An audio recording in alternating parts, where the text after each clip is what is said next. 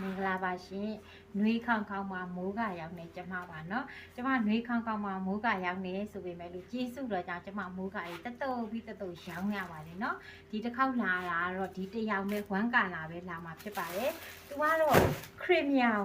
စင်စွယ်ရောင်လို့လည်းပြောလို့ရတယ်ပေါ့เนาะခရစ်မြောင်လေးပါ size ဆိုရင်ဒီမှာ size ဆိုရင် heavy ကျမကတော့9ပေဖြစ်ဒီမှာ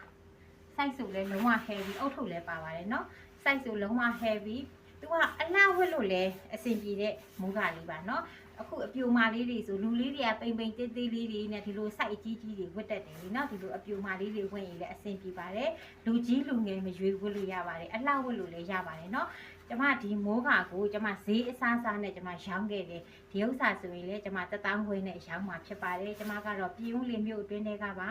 ပြည်ဦးလင်မြို့အတွင်းထဲဆိုရင်ကျမဒလီကာဖီနဲ့ပို့ဆောင်ပေးပါမယ်ပြည်ဦးလင်တော့ပြည်ဦးလင်မဲ့နည်းနည်းလှမ်းနေဆိုရင်တော့ကျမလည်းဒလီကာမယူချင်ပါဘူးစီဘိုးတွေအခုဆိုစီတွေရှားပါပါတယ်ဒါမဲ့လို့ကျမတကယ်ပဲစီရနာထားပြီးဒလီကလည်းမယူချင်ပါဘူးဒါကြောင့်မလို့ကျမတို့တနေရာမှာစုံမှတ်ထားပြီးတော့ကျမလာပို့ပေးပါမယ်လို့ဝယ်သူဘက်ကလည်းအဲ့ဒီတနေရာလေးတော့ရောက်အောင်လာခဲ့ပေးပါလို့ကျမကတော့ပြည်ဦးလင်ကဖြစ်ပါတယ်စိုက်တော်လေးကိုပွင့်တဲ့မိုးကပါเนาะစိုက်တော်လေးကိုပွင့်ပါတယ်တစ်ထဲဦး1000ခွဲပါဒါဒီကာလမှာပဲတစ်ထဲဦး1000ခွဲနဲ့ရမှာမိုးနည်းနည်းကျလာပြီးမိုးရင်းရောက်လာပြီးဆိုဒီတစ်ထဲ1000ခွဲနဲ့ကျမကိုယ်တိုင်လည်းရောင်းနိုင်တော့မှာမဟုတ်ပါဘူးเนาะဒီချိန်လေးမှာဝယ်ထားပြီးပါလို့ဈေးချိုချိုလေးရတော့မှဝယ်ထားပြီးပါစိုင်ကြီးတွေမှာဝယ်မယ်ဆိုရင်တော့ဒီမိုးကတစ်ထဲဦး2000အထက်မှာပဲရှိပါလိမ့်မယ်เนาะတယောက်ချင်းစီတိုင်းလည်းဈေးတွေကိုသိပြီးသားဖြစ်မှာပါเนาะကျေးဇူးအများကြီးတင်ပါတယ်ရှင်